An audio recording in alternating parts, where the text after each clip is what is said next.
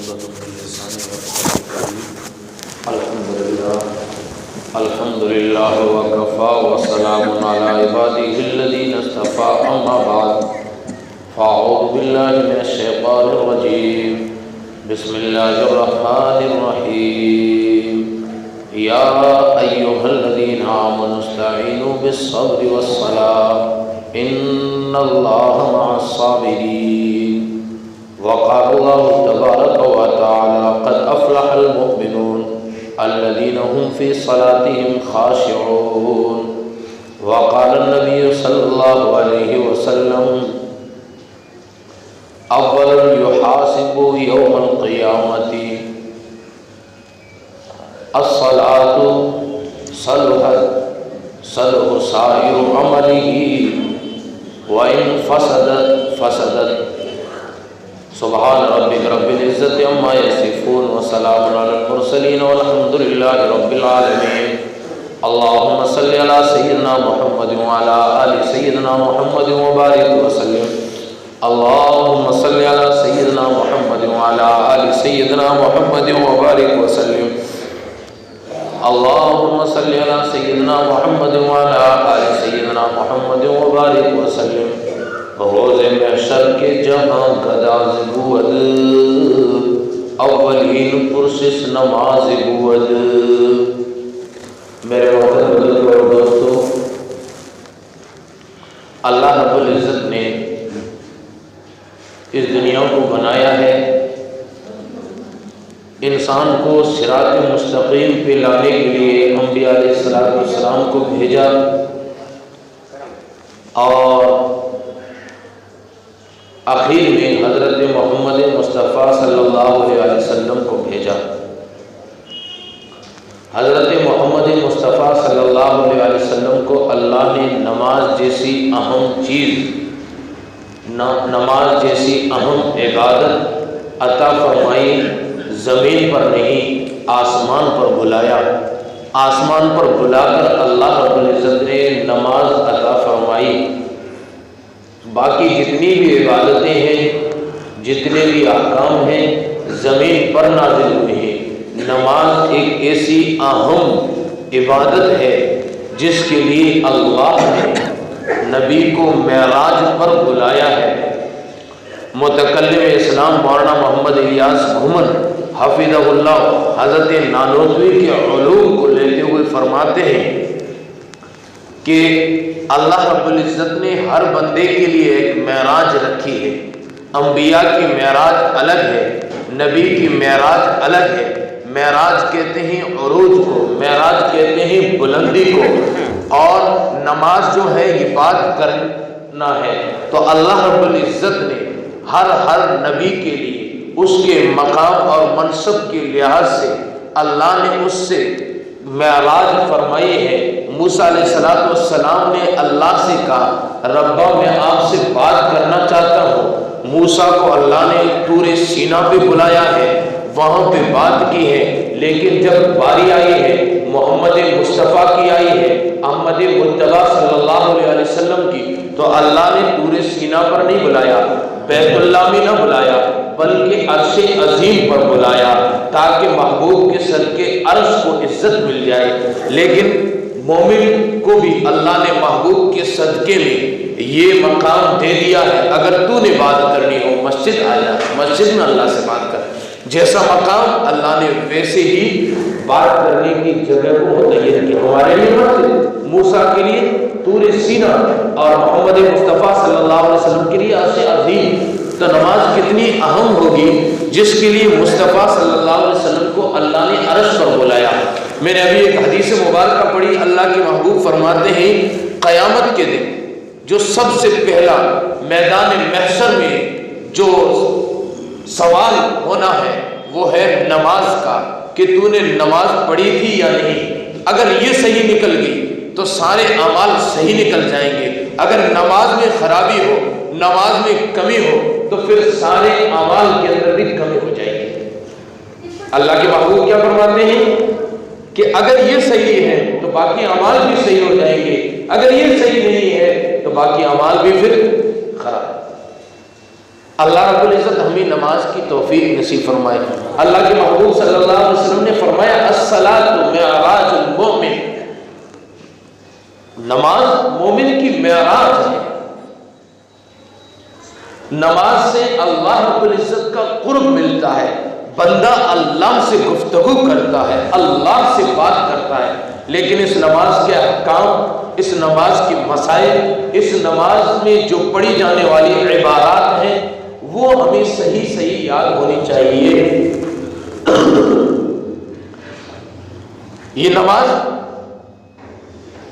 بہت اہم ہے، ہمیں اس کی قدر آ جائے۔ علامہ اقبال نے کہا ہے، کیا کہتا ہے؟ وہ ایک سجدہ کہ جسے تو گرا سمجھتا ہے، وہ ایک سجدہ کہ جسے تو گرا سمجھتا ہے، ہزار سجدوں سے دیتا ہے آدمی کو نجات۔ ایک سجدہ جو ہے اسے معمولی نہ سمجھا جائے۔ شیطان نے ایک سجدہ نہیں کیا، اللہ نے اسے مردود بنا دیا۔ علامہ حالی کہتے ہیں نا، شیطان مارا گیا ایک سجدے کے نہ کرنے پر، لاکھوں برس سجدے میں سر مارا تو کیا مارا۔ ہاں، تو یہ جو نماز ہے بہت اہم ہے۔ اللہ رب العزت اس میں کیفیت کیسے ہونی چاہیے؟ حضرت جبرائیل نے نبی پاک صلی اللہ علیہ وسلم سے پوچھا ہے۔ حدیث جبرائیل جسے ام الحدیث کہتے ہیں اس کے اندر موجود ہے، ام السنہ بھی جسے کہتے ہیں اس کے اندر موجود ہے۔ اللہ کے محبوب نے فرمایا ایسی نماز پڑھو گویا کہ تم خدا کو دیکھ رہے ہو۔ اگر یہ کیفیت حاصل نہ ہو تو پھر یہ کیفیت تو حاصل ہو ہی جانی چاہیے کہ خدا تجھے دیکھ رہا ہے۔ نماز میں جب بندہ اللہ اکبر کہتا ہے، گویا کہ اللہ اکبر کہہ کے کانوں تک ہاتھ اٹھائے، جیسے آپ نے دیکھا ہوگا جب بندہ ہار جاتا ہے، تھک جاتا ہے، اپنے ہاتھ کھڑے کر دیتا ہے۔ بندے نے بھی ہاتھ کھڑے کر دیے ہیں اور کہا اللہ اکبر، اللہ تو ہی بڑا ہے میں کمزور ہوں۔ پھر ہاتھوں کو باندھا، کہاں باندھا؟ ناک کے نیچے باندھا ہے۔ وجہ کیا ہے؟ مشائخین لکھتے ہیں اس کی بہت ساری وجوہات ہیں۔ ایک وجہ یہ ہے کہ یہاں پہ دو فتنے ہیں، ایک پیٹ کا، ایک شرمگاہ کا، ان دونوں کے بیچ میں باندھا ہے کہ خدا میں مجبور ہوں، میں کچھ نہیں کر سکتا، تو ہی مجھے ان دونوں فتنوں سے بچا سکتا ہے۔ عام طور پر انسان جو دنیا میں فسادات ہو رہے ہیں دو وجوہات سے ہو رہے ہیں، اور بندے نے وہیں پہ ہاتھ باندھا ہے اور اللہ سے کہا ہے۔ اب کیا پڑھتا؟ سبحانک اللہم وبحمدک وتبارک اسمک وتعالی جدک ولا الہ غیرک۔ اور پھر سورہ فاتحہ پڑھتا ہے، پہلے اللہ کی تعریف کرتا ہے، الحمدللہ رب العالمین، تمام تعریفیں تیرے لیے ہیں، سارے جہان کا پروردگار ہے، الرحمن الرحیم جو بڑا مہربان نہایت رحم والا ہے، مالک یوم الدین جزا و سزا کے دن کا مالک و مختار بھی تو۔ پھر تعریف کرنے کے بعد پھر بندے نے آگے ایک وعدہ کیا ہے، ایاک نعبد و ایاک نستعین، ہم تیری ہی عبادت کرتے ہیں، کرتے رہیں گے اور تجھ ہی سے مدد مانگتے ہیں اور مانگتے رہیں گے۔ ہاں، وعدہ کرنے کے بعد بندے نے پھر مانگا ہے، اہدنا الصراط المستقیم، اے اللہ مجھے صراط مستقیم عطا فرما دیجئے۔ میں نے قرآن سے پوچھا ہے کہ صراط مستقیم کیا ہے؟ عیسیٰ علیہ السلام اپنی قوم سے کہہ رہے ہیں کہ میرا اور تمہارا رب اللہ ہے اور اسی کی ہی عبادت کی جائے، ھذا صراط مستقیم، یہی صراط مستقیم ہے۔ سورہ یاسین کے اندر فرمایا کہ اللہ اور اس کے رسول کی اتباع کی جائے، شیطان کی اتباع نہ کی جائے، یہی صراط مستقیم ہے۔ تو گویا کہ صراط مستقیم یہ ہے کہ اللہ ہی کی عبادت کی جائے۔ اور پھر آگے بندے نے کیا مانگا؟ صراط الذین انعمت علیہم، انعام یافتہ لوگوں کا راستہ۔ میں نے قرآن سے پوچھا انعام یافتہ کون ہے؟ قرآن کہتا الذین انعم اللہ علیہم من النبیین والصدیقین والشہداء والصالحین، 4 طبقے قرآن نے بیان کیے ہیں، نبیین کا، صدیقین کا، شہداء کا اور صالحین بزرگوں کا۔ تو گویا کہ بندہ نماز کے اندر اللہ سے مانگ رہا ہے، اللہ مجھے نبی کے طریقے پر، صحابہ کے طریقے پر، صحابہ سارے صدیقین ہیں لیکن صدیقین کا امام ابو بکر ہے، انبیاء علیہ السلام سارے کے سارے ہیں لیکن انبیاء کا سردار نبی ہے، تو گویا کہ نبی کے راستے پر، صدیق کے راستے پر، پھر آگے شہداء کے راستے پر، شہداء بہت سارے ہیں لیکن سید الشہداء حضرت امیر حمزہ ہے، شہداء تو بہت سارے ہیں، عثمان غنی بھی شہید ہے، عمر فاروق بھی شہید ہے اور حیدر کرار بھی شہید ہے، حسن و حسین بھی شہید ہے، تو شہداء کے راستے پر۔ پھر آگے بندے نے مانگا، جو مانگا ہے اللہ تعالیٰ قرآن کہتا ہے آگے بزرگ ہے، بزرگوں میں کون ہے؟ معین الدین چشتی اجمیری ہے اور خواجہ بختیار کاکی ہے اور پیران پیر شیخ عبد القادر جیلانی ہے، بہاؤالدین زکریا ملتانی ہے، حضرت نانوتوی ہے، حضرت امداد اللہ مہاجر مکی ہے اور بہت سارے بزرگ ہیں، ان بزرگوں کے طرف۔ تو بندے نے قرآن میں اللہ سے نماز میں مانگا ہے، اللہ رب العزت نے کہا یہ 4 لوگ ہیں، ان کے طریقے پر چلو گے کامیابی ملے گی۔ تو گویا کہ بندے نے بہت بڑی نعمت مانگی، اللہ سے کہا اللہ مجھے کاریں اور باریں نہیں چاہیے، کاروں میں تو یورپ کے کتے بھی سفر کیا کرتے ہیں، ربا مجھے وہ جوہر چاہیے تو جو تیرے انعام یافتہ بندوں کو ملا کرتا ہے، وہ جوہر کیا ہے؟ صراط الذین انعمت اہدنا الصراط المستقیم، صراط مستقیم یہ اللہ کی طرف سے نعمت ہے، یہ کن کو ملا کرتی ہے؟ انعام یافتہ بندوں کو ملا کرتی ہے۔ تو میں عرض کر رہا تھا نماز ایک اہم عبادت ہے، نماز کے اندر بندہ اللہ سے گفتگو کرتا ہے، گویا کہ سورہ فاتحہ پڑھنے کے بعد پھر بندہ اور کوئی سورت پڑھتا ہے، سورہ اخلاص لے لو، گویا کہ اللہ کی توحید کو بیان کر رہا ہے، اللہ سے گفتگو کر رہا ہے، اللہ سے باتیں کر رہا ہے، تو نماز کے اندر بھی دھیان بھی اللہ ہی کی طرف ہونا چاہیے۔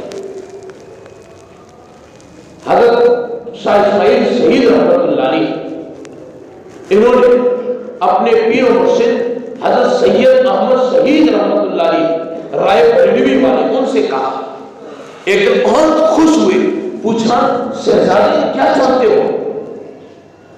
عرض کیا حضرت بس ایک اچھا ہے، صحابہ کی جیسی نماز مل جائے۔ کون کہے؟ شاہ اسماعیل شہید رحمۃ اللہ علیہ، جو شاہ ولی اللہ محدث دہلوی رحمۃ اللہ علیہ کے پوتے ہیں۔ تو اس وقت تو سید احمد شہید رحمۃ اللہ علیہ خاموش ہو گئے، تھوڑی دیر کے بعد بلایا، رات میں یہ سو گئے، سونے کے بعد ان کو جگایا اور کہا کہ بیٹے جاؤ وضو کر کے آؤ، اور اس حالت میں وضو کرنا خدا تمہیں دیکھنا۔ اب شاہ صاحب فرماتے ہیں کہ میں وضو کرنے لگا ہوں، گویا کہ مجھے یوں محسوس ہو رہا ہے خدا نے مجھے حکم دیا ہے کہ میرے بندے ذرا وضو کر کے جو دکھا کہ کیسا کرتا ہے۔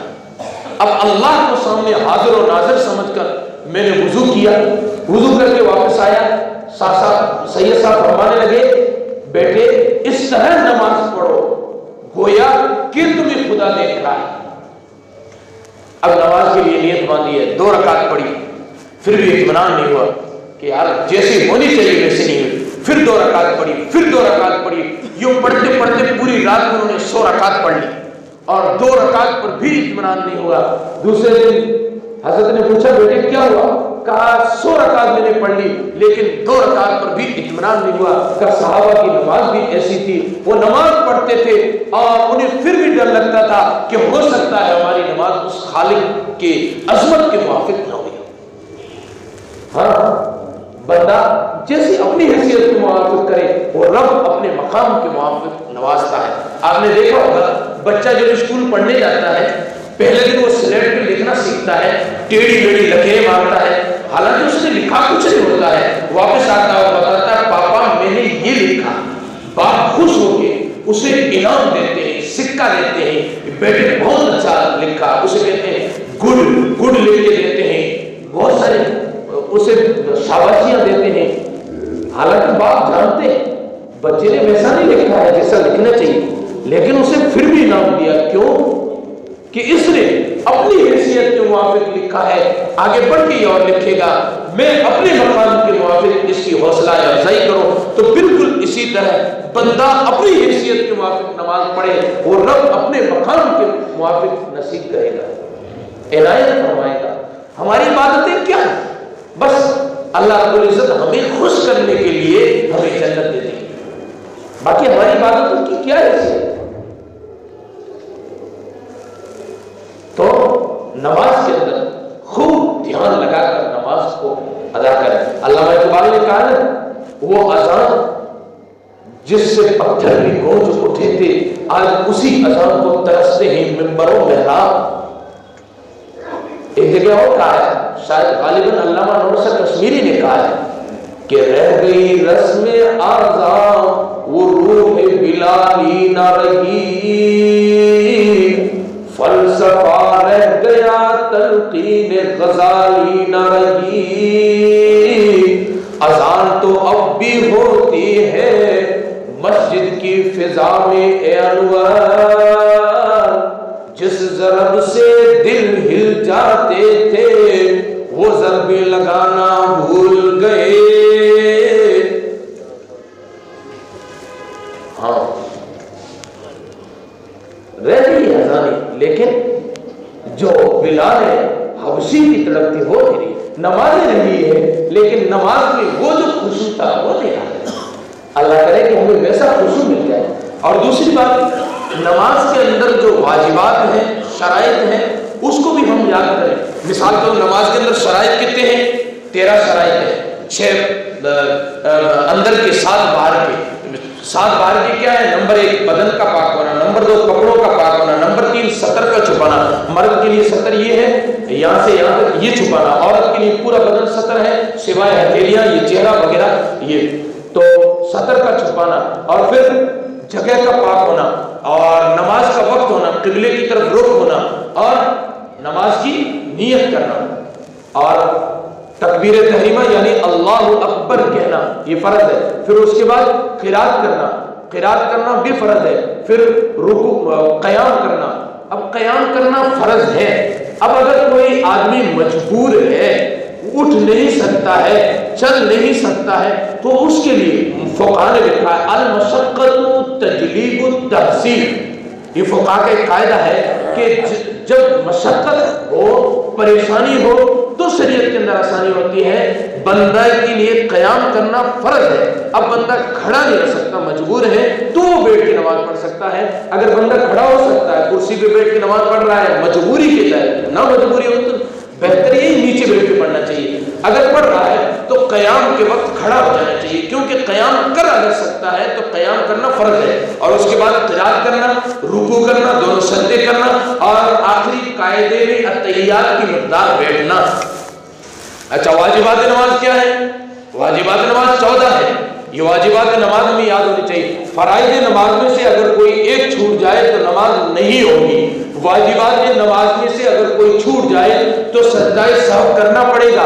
سنن نماز کیا ہے؟ سنن نماز 51 ہے، یہ ہمیں سنتیں بھی یاد ہونی چاہیے۔ اور مستحبات نماز کیا ہے؟ مفسدات نماز کیا ہے؟ یہ ساری چیزیں ہمیں یاد ہونی چاہیے۔ کم سے کم نماز کے مسائل ہمیں یاد ہونے چاہیے۔ نماز میں جو فرائض ہے، فرائض کا علم حاصل کرنا فرض ہے، اور واجبات کا علم حاصل کرنا واجب ہے، نوافل کا علم حاصل کرنا نافل ہے۔ تو جو ضروریات دین ہے اس کو حاصل کرنا فرض ہے۔ مثال کے طور پر ہم نماز پڑھ رہے تھے، ہم سے واجب چھوٹ گیا، اب ہمیں مسئلہ پتہ نہیں، تو نماز کے اندر ہم کیا کریں گے؟ جب ہمیں پتہ ہی نہیں ہے تو ہم کیا کریں گے؟ واجب چھوٹا ہے، ہم سجدہ سہو سے نماز ہوگی یا نہیں ہوگی، تو یہ چیزیں ہمیں معلوم ہونی چاہیے۔ اس کو ہندی کے اندر بھی بہت ساری کتابیں آتی ہیں، اگر ہم اردو نہیں جانتے ہیں کم سے کم اتنی انسان طلب رکھے کہ نماز کے احکامات، نماز کے مسائل انسان کو یاد ہونے چاہیے۔ سب کریں، اور نماز میں خضوع لانے کے لیے اس پر محنت بھی کریں، کوشش بھی کریں۔ اللہ رب العزت ہماری نماز کو حضوری والی نماز بنائے، خضوع والی نماز بنائے۔ وآخر دعوانا الحمدللہ رب العالمین۔